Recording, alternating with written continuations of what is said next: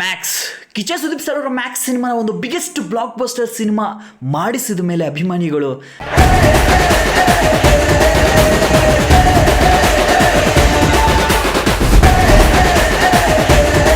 ಭಾಗ 2 ನಮಗೆ ಬೇಕು ಅಂತ ಸಿಕ್ಕಾಪಟ್ಟೆ ಎಕ್ಸ್ಪೆಕ್ಟೇಷನ್ಸ್ ಇಟ್ಕೊತಾ ಇದ್ದಾರೆ ಆ್ಯಂಡ್ ನನಗೂ ಸಹ ಪ್ರಶ್ನೆಗಳನ್ನ ರೈಸ್ ಮಾಡ್ತಾ ಇದ್ದಾರೆ. ಬ್ರೋ, ಪ್ರೀಕ್ವೆಲ್ ಅಥವಾ ಸೀಕ್ವೆಲ್ ಬರುವ ಸಾಧ್ಯತೆಗಳು ಇದೆಯಾ ಮ್ಯಾಕ್ಸ್ 2 ಸಿನಿಮಾಗೆ ಅಂತ ಸಿಕ್ಕಾಪಟ್ಟೆ ಜನ ಕ್ವಶನ್ಸ್ ಕೇಳ್ತಾ ಇದ್ದಾರೆ. ಸೊ ಇದ್ರ ಬಗ್ಗೆ ಒಂದು ಕ್ಲಾರಿಟಿ ಕೊಡೋದಕ್ಕಿಂತ ಮುಂಚೆ ಸದ್ಯಕ್ಕೆ ಮ್ಯಾಕ್ಸ್ ಸಿನಿಮಾನ ಇಫ್ ಇನ್ ಕೇಸ್ ಇನ್ನೂ ನೋಡಿಲ್ಲ ಅಂದರೆ ಜಸ್ಟ್ G5 OTT ಪ್ಲಾಟ್ಫಾರ್ಮಲ್ಲಿ ಅವೈಲೇಬಲ್ ಇದೆ. ಇಫ್ ಇನ್ ಕೇಸ್ ನೋಡಬೇಕು ಅಂದರೆ ಹೋಗಿ ಚೆಕ್ ಮಾಡಿ ಅಂತ ಹೇಳ್ತಾ, ನೀವು ಹೊಸದಾಗಿ ಕೂಡ ನೋಡ್ತಿದ್ರೆ ದಯವಿಟ್ಟು ಸಬ್ಸ್ಕ್ರೈಬ್ ಮಾಡ್ಕೊಂಡು ವಿಡಿಯೋನ ಸ್ಕಿಪ್ ಮಾಡದೆ ಪೂರ್ತಿಯಾಗಿ ನೋಡಿ ಅಂತ ಹೇಳ್ತಾ, ಆ್ಯಂಡ್ ಇನ್ನು ಶುರು ಮಾಡೋಕ್ಕಿಂತ ಮುಂಚೆ ಹೆಲೋ ಎವ್ರಿವನ್, ನಾನು ಗಜೇಂದ್ರ ಫ್ರಮ್ ಕರುನಾಡು.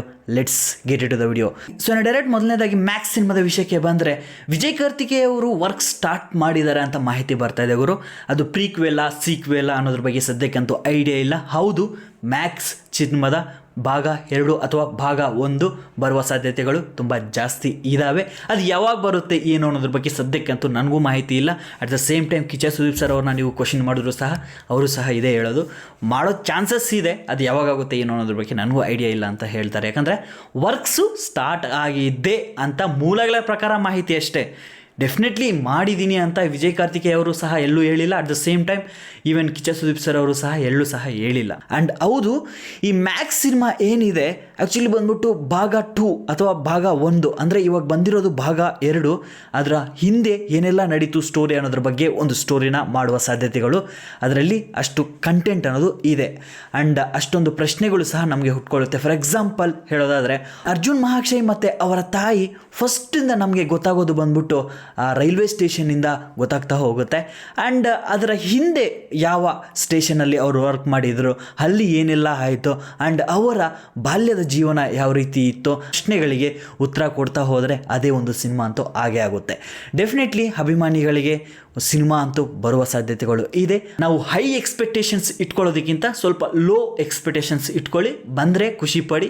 ನನ್ನ ಅನಿಸಿಕೆ ಬಂದ್ಬಿಟ್ಟು ಈ ಕಟೌಟಿಗೆ ನಾವು ಭಾಗ 1 ಅಥವಾ ಭಾಗ 2 ಬೇಕಾಗಿಲ್ಲ, ಟೈಮ್ ವೇಸ್ಟ್ ಮಾಡ್ಕೊಳ್ಳೋ ಅವಶ್ಯಕತೆ ಇಲ್ಲ. ಯಾಕಂದರೆ ಆ ಕಟೌಟ್ನ ನಾನು ಯಾವತ್ತೂ ಸಹ ಇಂಟರ್ನ್ಯಾಷನಲಿ ಒಂದು ಹಾಲಿವುಡ್ ಕಟೌಟ್ ರೀತಿ ನೋಡ್ಕೊತಾ ಇರ್ತೀನಿ. ಸೊ ಎಲ್ಲ ಜನರಿಗೂ ರೀಚ್ ಆಗಿ ಮಾಡಬೇಕು ಅಂದರೆ ಡೆಫಿನೆಟ್ಲಿ ಆ ಸ್ಟೋರಿಗೆ ಆ ಕಟೌಟು ಅವಶ್ಯಕತೆ ಇಲ್ಲ. ಇನ್ನೂ ಹೈ ಲೆವೆಲ್ ಸ್ಟೋರಿ ಇದ್ರೇ ಚೆನ್ನಾಗಿರುತ್ತೆ ಅಂತ ನನ್ನ ಅನಿಸಿಕೆ. ಸೊ ನಿಮ್ಮ ಅನಿಸಿಕೆ ಏನು ಅನ್ನೋದನ್ನು ಕಮೆಂಟ್ ಬಾಕ್ಸಲ್ಲಿ ಬರೀಬೋದು. ಆ್ಯಂಡ್ ನಿಮಗೆ ಇದನ್ನು ಹೇಳಿದ ತಕ್ಷಣ ಸ್ವಲ್ಪ ಏನು ಗುರು ಹಿಂಗೆ ಹೇಳ್ತಾ ಇದ್ದಾನೆ ಅಂತ ನೀವು ಅನ್ಕೋಬೋದು. ಇಫ್ ನೀವು ಕಲ್ಟ್ ಫ್ಯಾನ್ಸ್ ಆಗಿದ್ದರೆ ಡೆಫಿನೆಟ್ಲಿ ಭಾಗ 1 ಅಥವಾ ಭಾಗ 2 ಬಂದರೆ ಡೆಫಿನೆಟ್ಲಿ ನೀವು ಖುಷಿ ಪಟ್ಟೇ ಪಡ್ತೀರ. But as a cine lover ಆಗಿ ಯೋಚನೆ ಮಾಡಿ, ಆ ಕಟೌಟ್ ಏನಿದೆ ಆ ಕಟೌಟ್ನ ನಾನು ಬಂದ್ಬಿಟ್ಟು ಹಾಲಿವುಡ್ ಲೆವೆಲ್ಗೆ ಯಾವತ್ತೂ ನೋಡೋದು. ಅಂದರೆ ನಾವು ವಿಕ್ರಾಂತ್ ರೋಣ ಸಿನಿಮಾದ ವಿಜುವಲ್ಸ್ನ ಒಂದ್ಸಲ ಹೋಗಿ ಚೆಕ್ ಮಾಡಿ, ಆ ಸಿನಿಮಾದ ಸ್ಟೋರಿ ಅಥವಾ ಸಿನಿಮಾ ಓಡಿಲ್ಲ ಅದು ಮ್ಯಾಟ್ರ್ ಆಗೋಲ್ಲ. ಆ ವಿಜುವಲ್ಸು ಆ ಕಟೌಟ್ನ ಜಸ್ಟ್ ಒಂದ್ಸಲ ಚೆಕ್ ಮಾಡಿ, ಅದ್ರ ಜೊತೆಗೆ ಹಾಲಿವುಡ್ ಫಿಲ್ಮ್ಸ್ನ ನೀವು ಒಂದ್ಸಲ ಚೆಕ್ ಮಾಡಬಹುದು. ಸೊ ಕಂಪ್ಯಾರಿಸನ್ ಮಾಡಿದ್ರೆ ಡೆಫಿನೆಟ್ಲಿ ಆ ಕಟೌಟು ಅಲ್ಲಿಗೆ ರೀಚ್ ಆಗುತ್ತೆ. ಸೊ BRB ನಾನು ಹೈಲಿ ಎಕ್ಸ್ಪೆಕ್ಟೇಷನ್ ಇಟ್ಕೊಂಡಿದ್ದೀನಿ. ಸೊ ಆ ರೀತಿ ಪ್ಯಾನ್ ಇಂಡಿಯಾ ಸಿನಿಮಾನ ಮಾಡುವ ಸಾಧ್ಯತೆಗಳು ಇದೆ ಅಂತ ನಾನು ಎಕ್ಸ್ಪೆಕ್ಟೇಷನ್ ಇಟ್ಕೊಂಡಿದ್ದೀನಿ. ನೋಡೋಣ ಅನೂಪ್ ಭಂಡಾರಿ ಅವರು ಏನು ಪ್ಲಾನಿಂಗ್ಸ್ ಮಾಡಿದ್ದಾರೆ ಏನು ಅಂತ. ಆ್ಯಂಡ್ ಸ್ಟೋರಿ ವೈಸು ಸಹ ಡೆಫಿನೆಟ್ಲಿ ಚೆನ್ನಾಗಿದ್ರೇ ಮಾತ್ರನೇ ಅದು ಎಲ್ಲ ಜನರಿಗೂ ಮುಟ್ಟೋಕ್ಕೆ ಆಗುತ್ತೆ.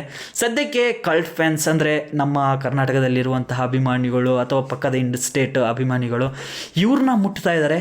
100 crores ಕ್ಲಬ್ಗೆ ಮ್ಯಾಕ್ಸ್ ಸಿನಿಮಾ ಸ್ಟೋರಿ ಬಂದ್ಬಿಟ್ಟು ರೀಚ್ ಆಗಿಲ್ಲ ಅಂದರೆ ನಾವು ಅದರ ಭಾಗ 1 ಭಾಗ 2 ನಾವು ಸದ್ಯಕ್ಕೆ ನಾನಂತೂ ಯೋಚನೆ ಮಾಡ್ತಾ ಇಲ್ಲ. ಡೆಫಿನೆಟ್ಲಿ ಇನ್ ಫ್ಯೂಚರ್ ನಾನು ಆ ಕಟೌಟ್ನ ಇನ್ನೂ ಮೇಲ್ನೋಟಕ್ಕೆ 1000 crores ಕ್ಲಬ್ಗೆ ಸೇರಿಸಬೇಕು ಅಂತ ನಾನು ಆಸೆ ಪಡುವಂತಹ ವ್ಯಕ್ತಿ. ಸೊ ಟ್ಯಾಲೆಂಟ್ ಇದೆ ಆ್ಯಂಡ್ ಪರ್ಫಾರ್ಮೆನ್ಸ್ ಇದೆ ಆ್ಯಂಡ್ ಕಟೌಟ್ ಇದೆ.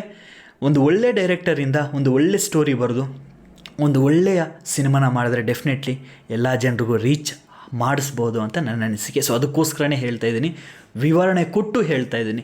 ಇವಾಗಲೂ ಏನಾದರೂ ನೀವು ಹಂಗೆ ಥಿಂಕ್ ಮಾಡಿದ್ರೆ ಮ್ಯಾಕ್ಸ್ ಸಿನಿಮಾದ ಹಿಂದಿನ ಭಾಗ ಅಥವಾ ಮುಂದಿನ ಭಾಗ ಬರೋದೇ ಬೇಡ ಅಂತ ನಾನು ಹೇಳ್ತಾ ಇಲ್ಲ, ಬಟ್ ಸದ್ಯಕ್ಕೆ ಬೇಡ ಅಂತ ಹೇಳ್ತಾ ಇದ್ದೀನಿ ಅಷ್ಟೇ. ಎಲ್ಲಿ ತನಕ ನನ್ನ ವಿಡಿಯೋನ ನೋಡ್ಕೊ ಬಂದಿದ್ರೆ ಅಂದರೆ ಒಂದು ಸಣ್ಣ ಸ್ಟೋರಿ ಹೇಳ್ಬಿಡ್ತೀನಿ ಗೈಸ್. ಆ್ಯಕ್ಚುಲಿ ಬಂದ್ಬಿಟ್ಟು ಒಬ್ಬ ಸಣ್ಣ ಕಂಟೆಂಟ್ ಕ್ರಿಯೇಟರ್ಗೂ ಸಹ ಒಂದು ಸ್ಟುಡಿಯೋ ಬಿಲ್ಡ್ ಮಾಡಬೇಕು, ಹೈ ಕ್ವಾಲಿಟಿಯಲ್ಲಿ ನನ್ನ ಬೆಸ್ಟ್ನ ಕೊಟ್ಬಿಡ್ಬೇಕು. ಅಭಿಮಾನಿಗಳು ನನ್ನ ಕೈ ಹಿಡಿತಾರೋ ಹಿಡಿಯಲ್ವೋ ಅದು ಸೆಕೆಂಡ್ರಿ, ಬಟ್ ನನ್ನ ಬೆಸ್ಟ್ನ ನಾನು ಕೊಟ್ಬಿಡ್ಬೇಕು ಅಂತ ಎಷ್ಟೋ ಜನರ ಕನಸಾಗಿರುತ್ತೆ.